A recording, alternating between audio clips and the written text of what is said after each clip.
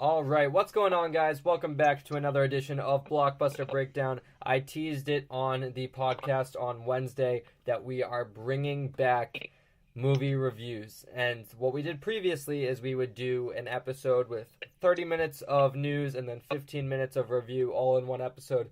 That was back in the Real Talk days. Now, since we're Blockbuster Breakdown, we have decided to now do 2 shows a week, which means we are going to have Wednesdays be news days and Fridays be movie review days. Just in time for the weekend, we can get a review out to you guys. And most of the movies we watch are going to be available on streaming services. So if you want to watch a movie over the weekend, go ahead and take the movie that we have watched. Or we'll put it on the Twitter that we're going to cover a specific movie. And you guys can watch in anticipation of us covering it, because we're going to go full in depth, spoilers, all that good stuff, and really get a good, solid review and critique of the movie.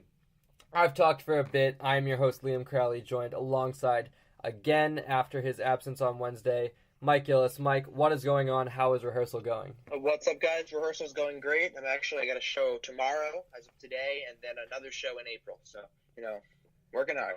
Yeah, I gave him a shout on Wednesday. He's a thespian, he's working hard, and it wasn't easy without you, Mike, on Wednesday. 45 minutes straight of me talking with maybe a few second pauses here and there. But yeah, good to have you back on. And we are starting this first episode. Mike has been asking me to watch this movie for weeks now, maybe even months at this point. We are starting with Boogie Nights, which is, I believe, Paul Thomas Anderson was the director. Yes. Paul Thomas Anderson stars Burt Reynolds, Mark Wahlberg, Julianne Moore, Heather Graham, among a really strange ensemble, if you ask me. And yeah, Mike's been wanting to talk about this movie for a while. He had been begging me to watch it, so I put it on. It's on Amazon Prime Video. If you guys have that service, you can check it out. 2.5-hour movie. I thought it might be a little bit long, but I didn't think the pacing of this movie was too slow. We can get more in depth on that in just a bit. But I kind of want to toss it over to Mike, because Mike was really wanting to do this movie, anticipating a review a lot. So yeah, Mike, just in general, Boogie Nights, your quick thoughts before we go more in depth. So I came across this movie by accident. I was on Prime searching, and I was like, oh, I've heard about this, give it a watch. And I ended up watching the whole thing because, as you said, the pacing is it's perfect. It is a very long movie, but the way it's set up doesn't make it feel that way. And it's honestly it's like the subject matter isn't beautiful, but the way they present it it's very beautiful. It's a sad story, but it's about family, it's about hopes and dreams, and it's one of the best things I've ever seen. Yeah, so just real quick, I'm gonna read you guys the synopsis, because Boogie Nights doesn't really give away much of what the movie is going to be about. Alright, so I'm gonna go on IMDb here for the synopsis and basically give you guys the quick rundown. This is the story of a young man's adventures in the California pornography industry of the late 1970s and early 1980s. And then another synopsis, that one's from IMDb. Another synopsis reads, in the San Fernando Valley in 1997, teenage busboy Eddie Adams, played by Mark Wahlberg, gets discovered by porn director Jack Horner, Burt Reynolds, who transforms him into adult film sensation Dirk Diggler, brought into a supportive circle of friends, including fellow actors and castmates. Dirk changes his life completely, as given away in the synopsis, because he was Eddie Adams, I believe is the last name. Yeah, Eddie Adams, name. And he transforms into Dirk Diggler. So that synopsis, a lot of people might be turned off by this movie just based on the synopsis. The material definitely is it's a little controversial, but it plays really. It doesn't really show too much. It's very respectable.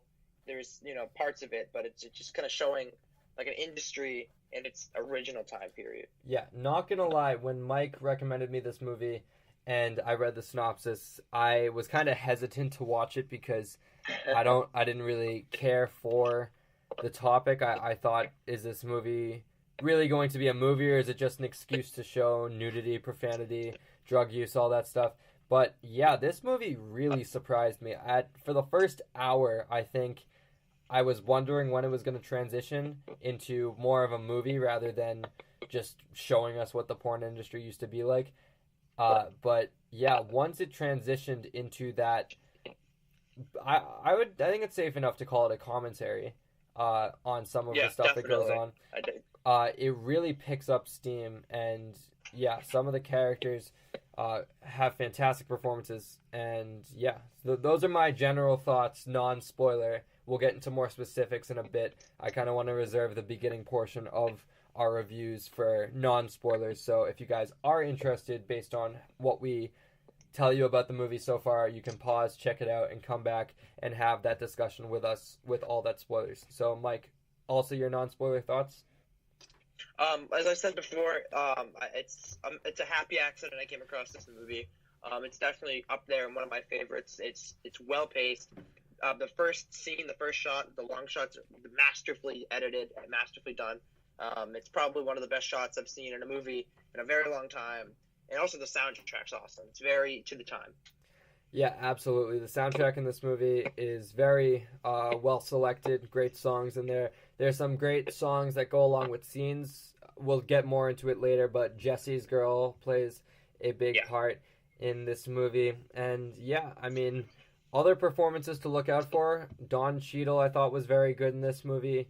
Burt Reynolds, I thought, was masterfully cast in his role. One of his best characters. John C. Reilly as well. John C. Reilly. Funny thing, Mark Wahlberg and John C. Reilly seem to have the buddy relationship in this movie, which I just personally found funny because those two seem to be Will Ferrell's most famous comedy duo partners. With John C. Reilly, Step Brothers, Talladega Nights. We don't have to talk about Holmes and Watson. And then Mark Wahlberg in The Other Guys and Daddy's Home. So funny that the two guys that most famously worked with comedy legend Will Ferrell actually worked together before ever having a movie with him. I just found that little interesting fact interesting. And yeah, Julianne Moore, another standout performer in this. Yeah, beautiful performance. Her performance we'll get more into with spoilers because I think some of her best scenes come in spoiler-heavy scenes. And yeah, Heather Graham, some of you may recognize her from The Hangover. She was married to Ed Helms and then divorced, even though they were never really a couple. She was a stripper, and yeah, they got married during the whole Hangover events and all that. And yeah, there's some other just people in this movie that... Philip Seymour Hoffman does a great job. Philip Seymour Hoffman as... What's his character's name again? Scotty J. Yeah, Scotty J. Yeah. And Rahad Jackson, the character, Alfred Molina plays Rahad Jackson. Yeah, Alfred Molina, Dr. Octopus himself in this movie. Thomas Jane, one of the early Punishers, is in this movie. Just a lot of Todd. A lot of those actors that... You don't recognize right away, and you just recognize their face, and then you go, oh my god, they were in such and such movie. It's pretty interesting to see stuff like that. Yeah, this cast is it feels like it's all supporting actors. It's like the best supporting actors of that time all came and made a movie together. Yeah. One thing I want to give a shout out to is Amazon Prime, because I've had Amazon Prime, the service for, package delivery, for years now, and I never really utilized the Prime Video library because I didn't think that there was much good content on there. There's a lot of good movies on there, and it's unique from Netflix in the sense that so the three services, you have Hulu, Netflix, and Amazon Prime. And Netflix has all the Netflix originals, no commercials, it's great. Hulu has the next day TV episodes and a lot of great original content these days. Amazon Prime, one feature that I really appreciated watching this movie is when you click on the screen... The X-ray feature. The what, sorry? It's called the X-ray feature. Okay. Yeah, okay. Yeah. I didn't know the specific name for it. But yeah, as Mike said, the X-ray feature, when you click on the screen to view basically the time, how much you have left in the movie, it shows you on the left-hand side of your screen all the actors and the names of their characters while they're on screen. Not just an entire list of the cast all the time.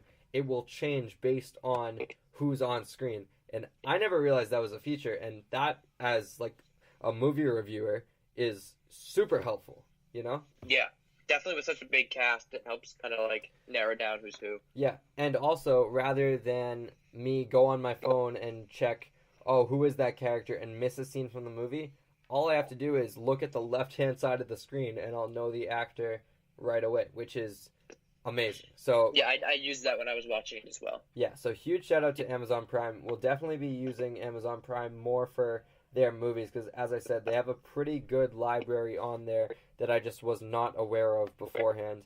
And yeah, so Mike, I think I'm ready to get into spoilers. Are you good? Or do you have anything else to say? Yes, let's get into the spoilers. All right, absolutely. I am excited to talk about this movie because, like I said in the spoiler-free section, I did not anticipate how much I would... I'm going to say how much I would take away from this movie. Enjoy is different for me because this is a tragic movie. It's not as happy as other movies I've watched. And yeah, I'm going to let Mike kind of take the load of this one because he saw this movie before me. This is the movie he wanted to do. So Mike, if you have specific scenes you want to discuss, I would be happy to discuss them with you. But so we can just talk about the first opening shot. It pretty much shows every single main player that's going to be in the movie, like without any cuts. Without any cuts. It just without any cuts. It swings. You see the sign. It swings under. Goes. You see Brett's character driving in his car with his wife.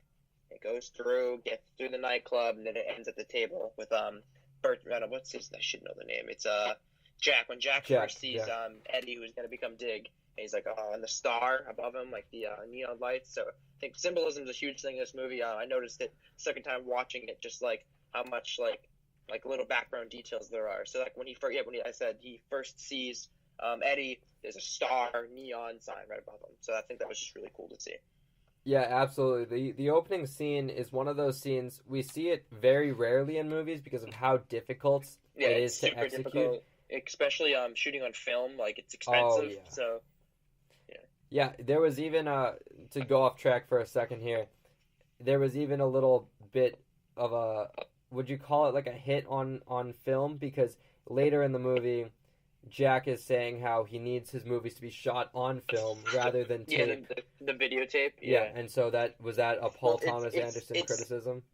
It's more about, like, I feel like kind of, but like his character was very like, he's not making porn, he's not making smut, he is making movies, you know?